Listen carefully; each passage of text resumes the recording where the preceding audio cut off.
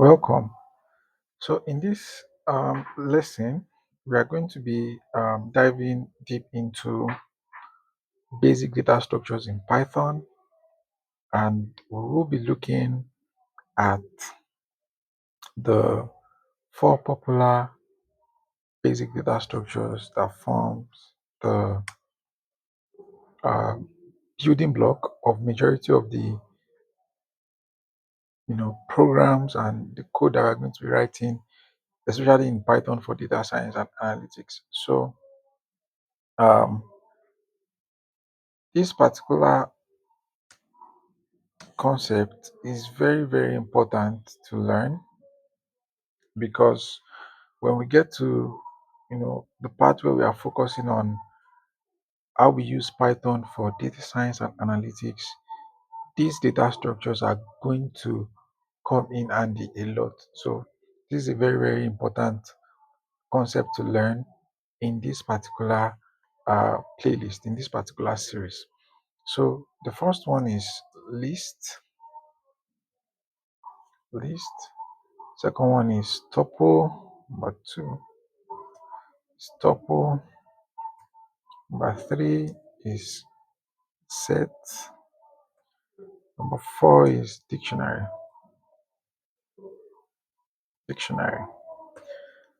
And these are the four data structures that we're going to be covering, and we'll be taking them one by one.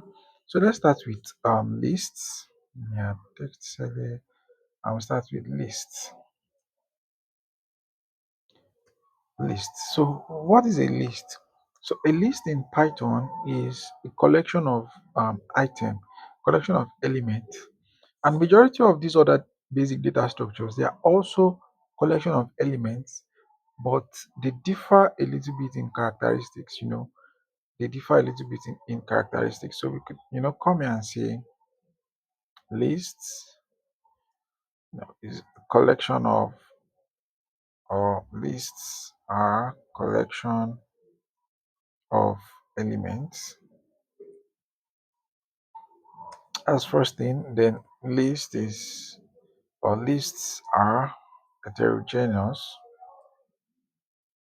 So it means that you could have different type of elements in a list. You can even have a list as element of another list. Then another thing is that lists lists are mutable. That is, the elements in a list can be changed. The elements in a list can be changed. So we can come here and say properties properties of a list. So we can do this. Perfect. Then we can list this. So lists are heterogeneous, lists are mutable, lists are created. Can create lists in two ways. Lists are created using square brackets. So let's put square brackets, this kind of brackets, or with this keyword, or with the list key function, this list function,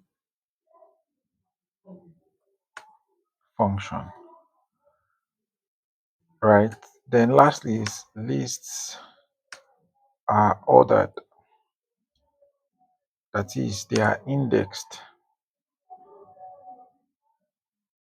That is, i.e., they are indexed. They are indexed. So now let's actually get into it. So how do we create a list? To create a list, we do so by starting with a square bracket. So we can say names, and we can go Fola, David,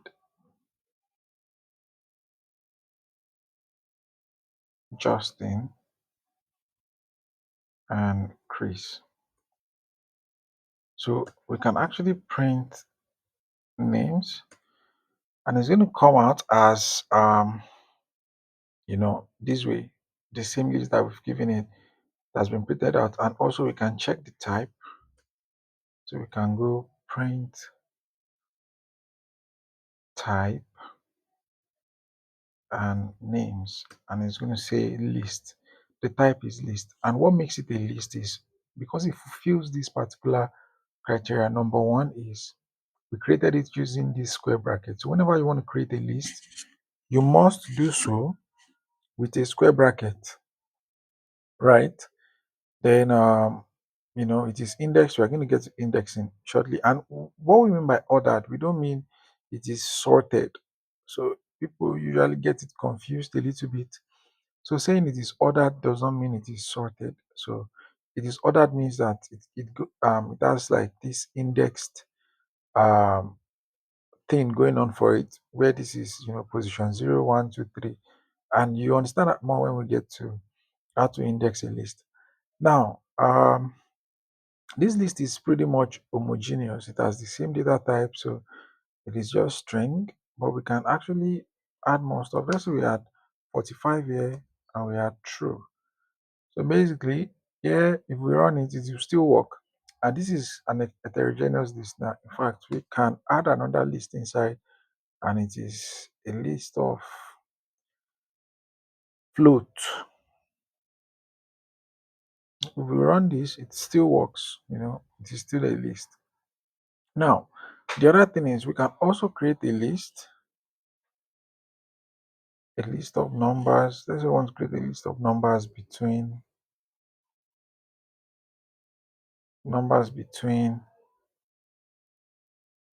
1 and 30.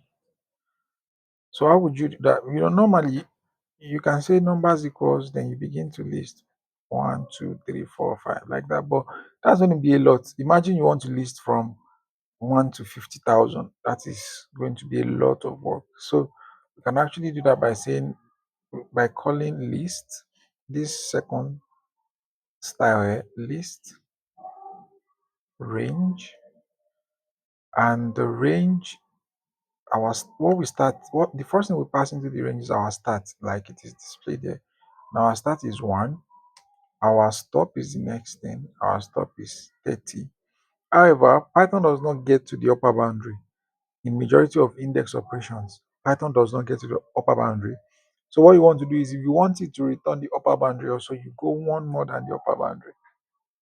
So you can print numbers now, and also print out, just to check the type of numbers. So we have 1, 2, 3, 4 to 30, and the type is list. So let's say what I want to actually see is a list of numbers between 1 and 30 that are divisible by, or let's say list of even numbers. List of even numbers. Let's do that in the next line, in the next cell. So we say create a list of even numbers between 1 and 30. So I'm going to say even underscore number equals list range. Now even number starts from 2. We want it to end at 30, and we can add step. Even numbers from 2 are just numbers that are 2 more than 2, right? So we go 2. So this is step. This is our way of telling it start from 2, take two steps, stop at 31. So we can go print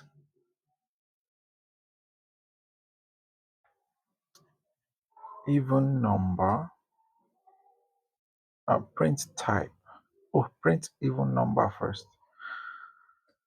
Then under it, you can now go print type of even number. Perfect. So we see 2, 4, 6, 8, 10 up to 30, and the type is list. So those are the two ways that we create a list. So Now, the next thing is indexing and slicing a list. How do we actually index and slice a list? So comment the indexing and slicing a list. So how do we do that? So for example, we have our list of names. Let's print that out. Names. Fola, David, Justin. So let's say I want to access Fola. If I should do, I can just go names 0, and that's going to print out the first person here, which is why is that taking so long? Which is Fola. So if I want to see, let's use print so that we can do a lot of them. So I can do print names 0. That's Fola. Say returns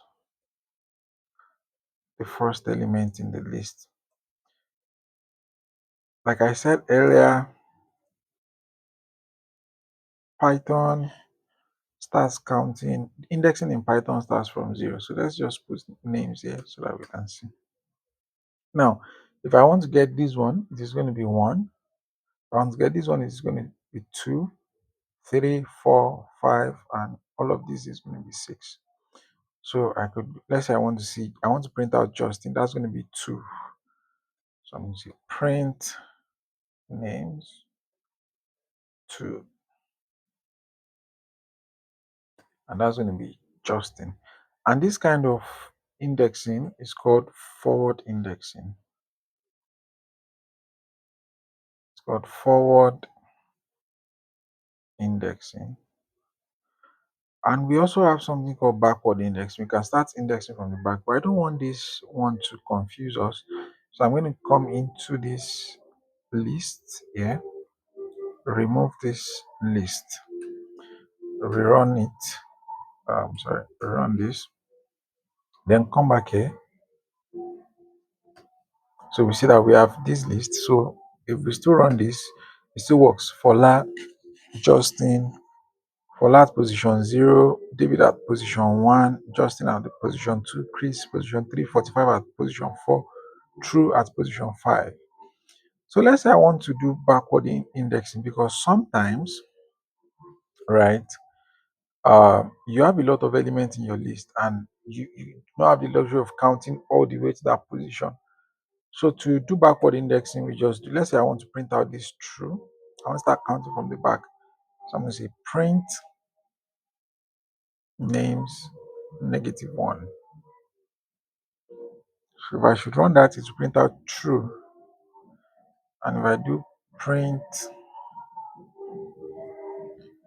names -2 and run it, I'm going to have 45, which is this here. And -3 is going to be next one.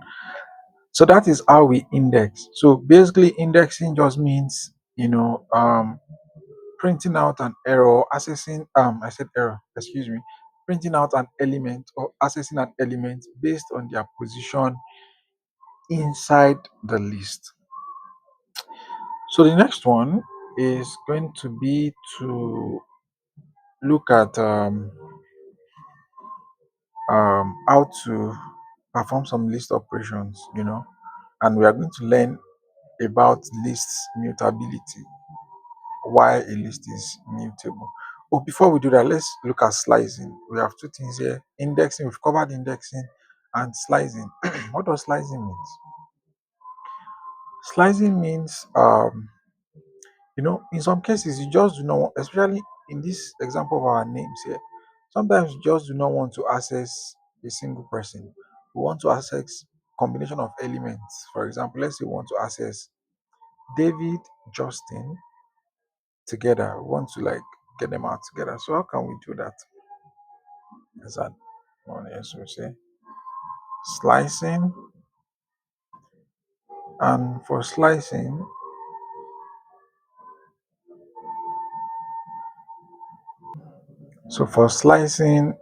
we are going to have okay, so we have names.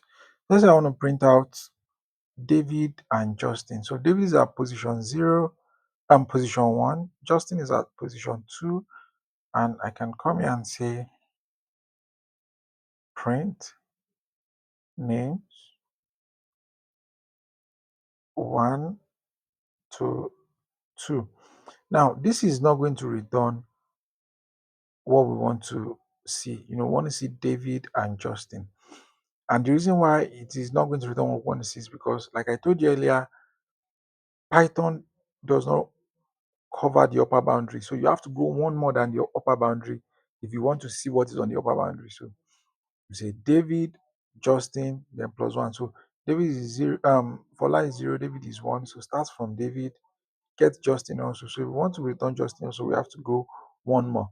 Justin's at position two, so we had one more, and that's going to be three. So this is going to be three. Yeah, three. Excuse me. Perfect. So if we run this, we have David and Justin. So again, if we want to get, let me put names here again. Let me put names here again. All right. So if we want to see Fola, David, Justin, that is, we want to go start from the beginning and stop at this position two. Or let's just say Fola and David alone. So how we are going to do that is names. We say start from the beginning and stop at two, because we want to see zero and one. So if we run this now, we have Fola and David. So if I want to include Justin, I'm going to go three. Perfect. Then if I want to, start from the back here and get everything, let's say I want to get Chris 45 and true. I'm going to say, or I want to get true 45 Chris and Justin. I'm going to say print names. So basically I'm saying start from, Justin's at position what? 0, 1, 2. So I'm going to say start from 2 and give me everything that follows. So it does just increase 45 through. And you can also do backward slicing. Like, okay, I want to slice from the back. So this will be -1, -2, -3, -4. So I can put -4 here. Let me put it under, and I'm going to get the exact same output. So I'm going to say print names -4 and sorry, like this. So returns the same, just increase 45 true that we had earlier. So that is the way to slice a list. I hope it makes sense. The next one that we're going to cover is some list functions and methods. So come here and say some list functions and methods. So what are some list function and method? The first one that we are going to be looking at is append. Append method. Append method.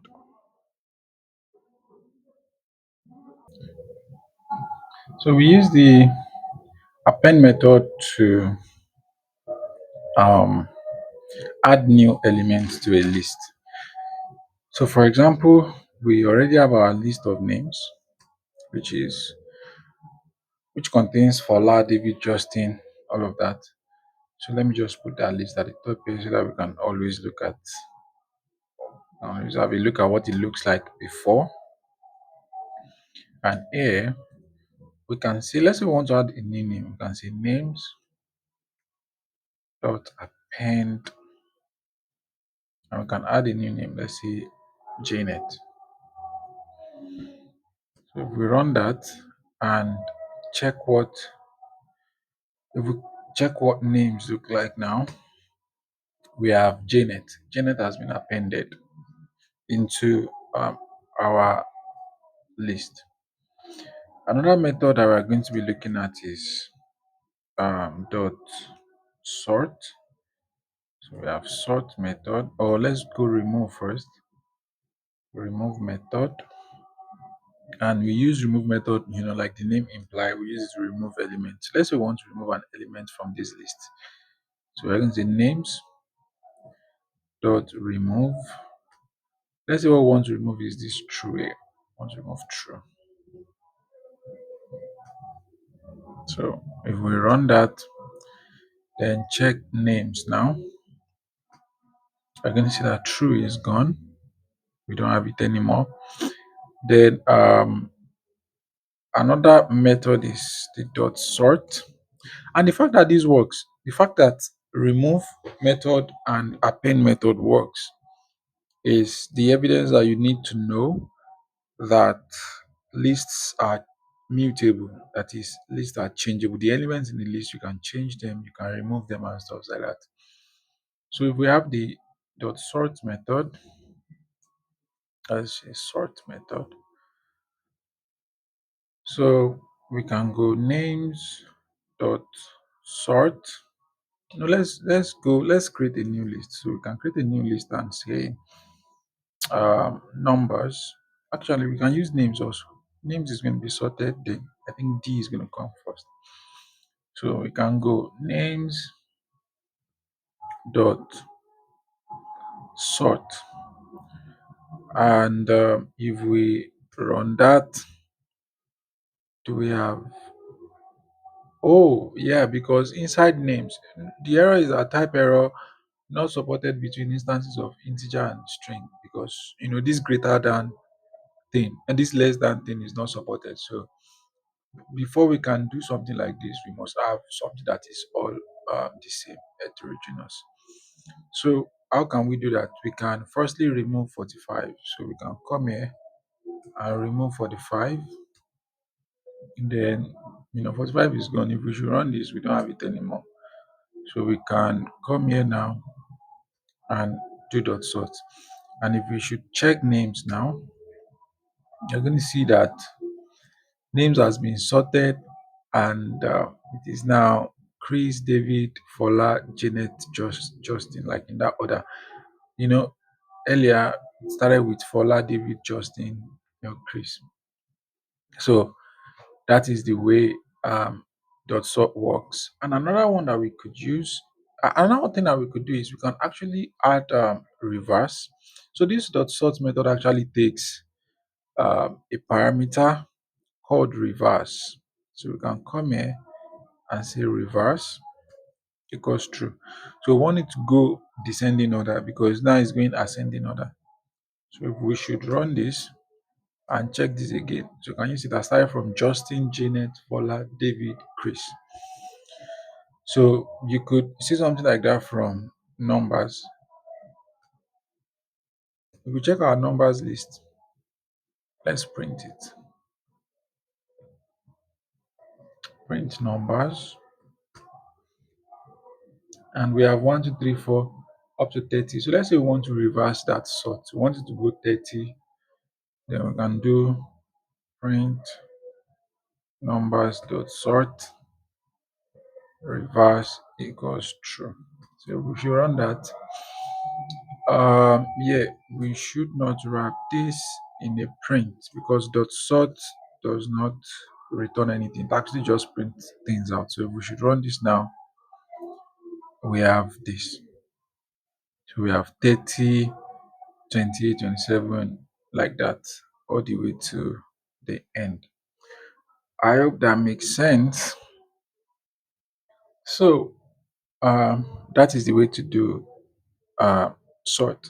So we've seen a few methods. There are still more methods. There is dot pop, there is dot index.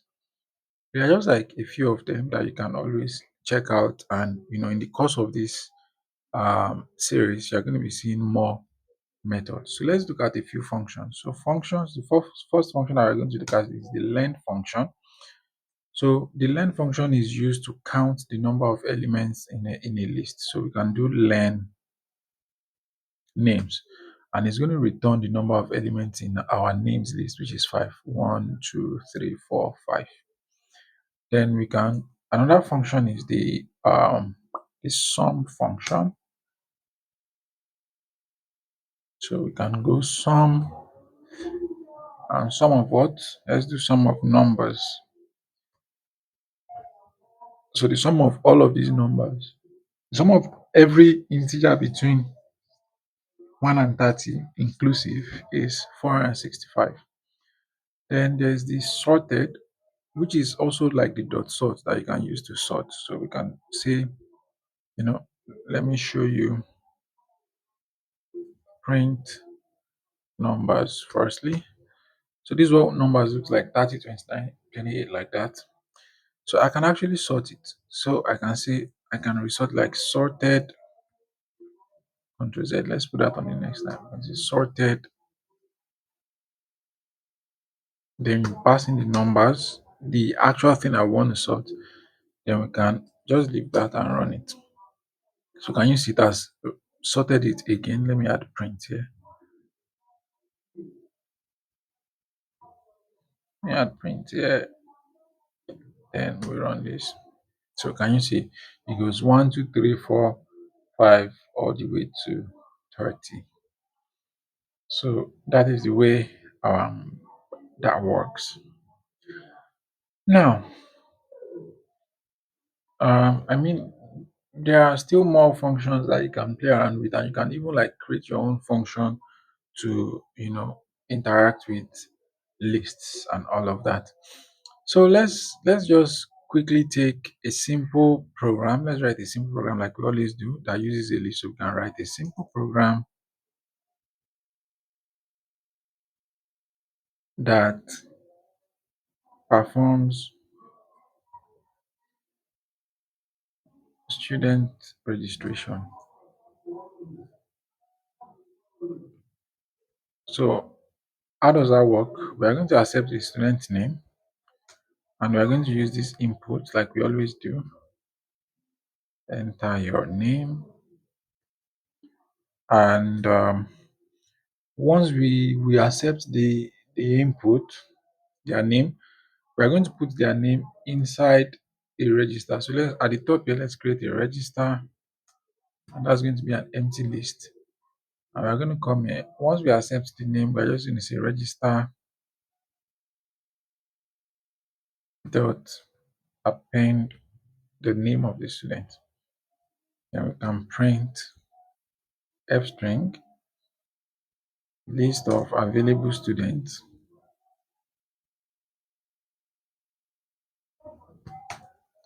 Then that is going to be register. What is inside register? So basically, we are saying we accept the person's name, accept the student's name, student's name. Then this should be dot append. Then put the name in the register. Then after that, we print out the information stating that we've accepted the name. So first thing that we did is we create an empty register, an empty register. So after that, now if we run this, we get this simple dialog box that says enter your name. So the name is Tunde, and it tells us list of available students is now Tunde. If we should run this again and say um Dwayne.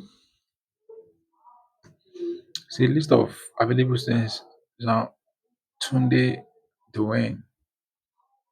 And if we run this again and we have Olivia, it's a list of available students now Dwayne, Olivia. So that is how you know that's one of the application of list. That's one of the ways we can use list. So we have this container kind of thing that helps us to carry all of the names of students that we are registering. So that's one of the application of a list. Let's take one more example. So write a program that calculates, that returns the average of a list of elements, a list of numbers. So how does that work? We can have numbers, and that's going to be, some numbers. So we can go 2, 3, 4, 7, 5, 23. And how do we get average? Average is going to be equals to the sum of numbers divided by the number of numbers, like the length of numbers, the number of stops that we have. It's just like the basic way of calculating mean. So length of numbers, and here we're going to print our output and say f string, the average of the numbers